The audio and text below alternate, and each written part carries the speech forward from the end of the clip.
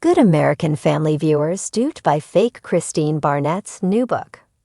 Good American Family has reached its finale, and while the real Christine Barnett is laying low, a fake profile of Natalia Grace's former adoptive mother has popped up, and she's fooling viewers into believing she has a new book coming out.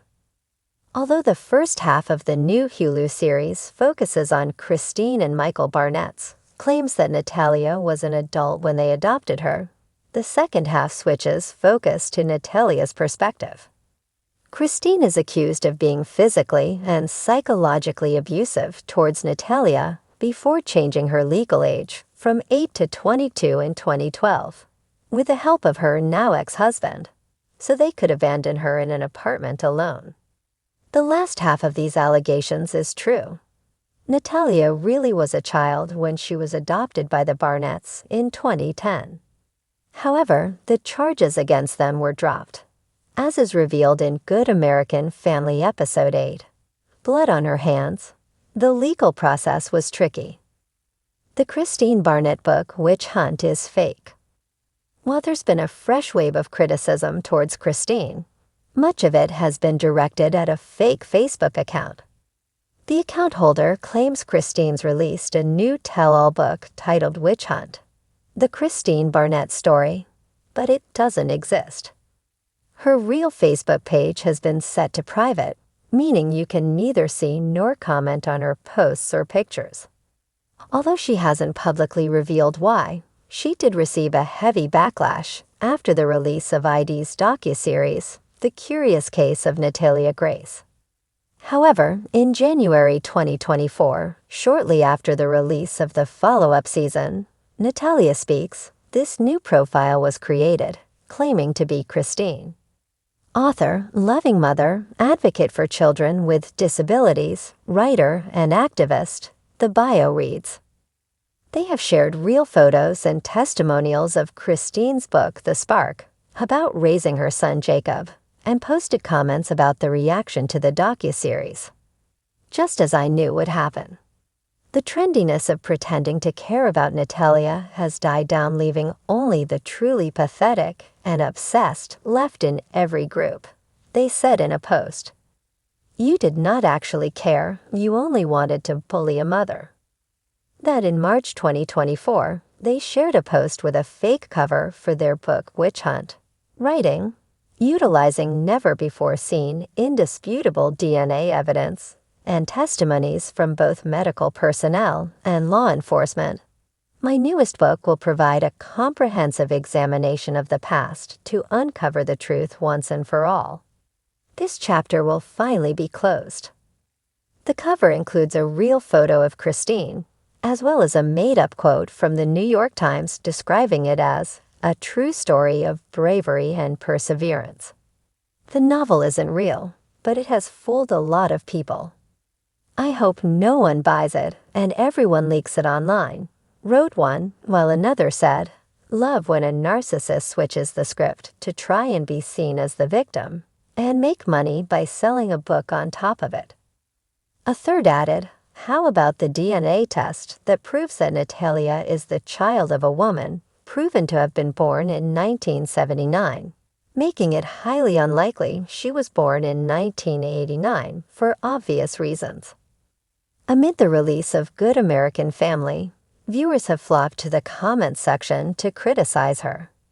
Just remember that OJ was found innocent too, said one. Just because you are acquitted doesn't mean you didn't do it. A second stated, you can publish memoirs and post on Facebook, but no book will erase the irrefutable evidence that Natalia Grace was a child when you abandoned her.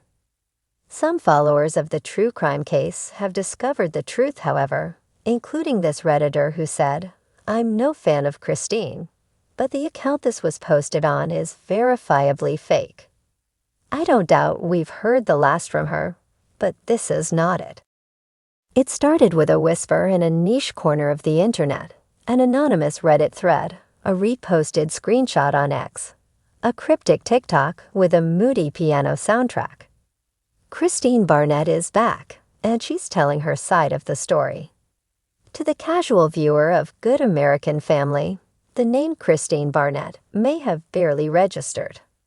But to true crime junkies, armchair detectives, and fans of the sensational saga surrounding the so-called Ukrainian orphan Natalia Grace, it was a name laced with infamy, speculation, and endless intrigue.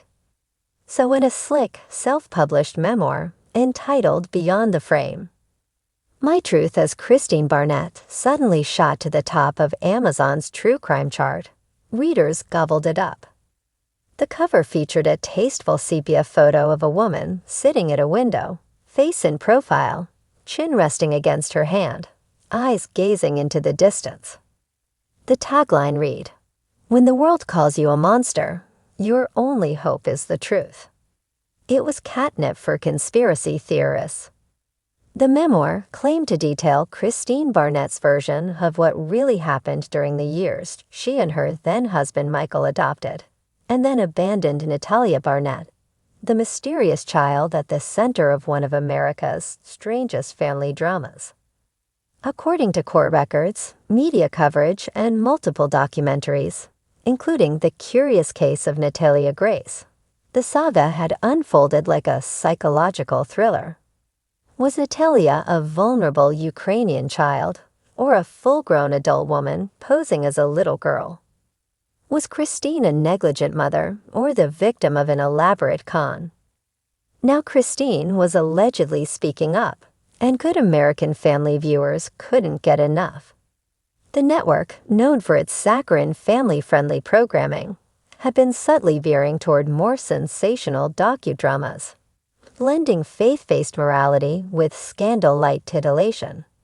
Their latest primetime special, Mothering the Monster, the Christine Barnett story, had pulled record numbers. When the memoir dropped days later, it was framed as a tie-in. Christine Barnett even did a rare interview with a shadowy podcast host whose audio was suspiciously filtered and whose credentials were non-existent. But there was one small issue. The book wasn't written by Christine Barnett. It wasn't even ghostwritten for her. It was a complete fabrication, crafted by a pseudonymous author known online as Margot in the Midwest, a self-styled social experimenter with a flair for fiction and a knack for hacking Amazon's publishing algorithm. She had no connection to the real Barnett case. She wasn't a journalist, a friend, or even a distant acquaintance. What she was, however, was fed up with how easily viewers and readers swallowed salacious content without question. Her plan had been simple: write a fake memoir filled with vague platitudes, emotional manipulation, and just enough half-truths pulled from public records to seem plausible. Package it with a somber cover. Release it at just the right time. Watch the internet eat itself alive. And it worked.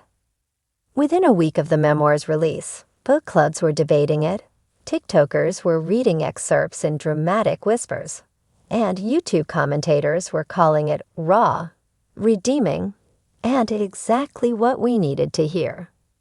Only a few skeptics raised questions. Why was there no mention of legal disclaimers?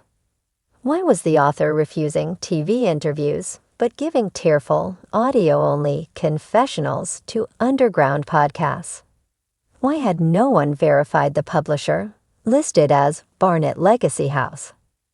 The bubble burst when Christine Barnett's actual legal team issued a statement through her attorney.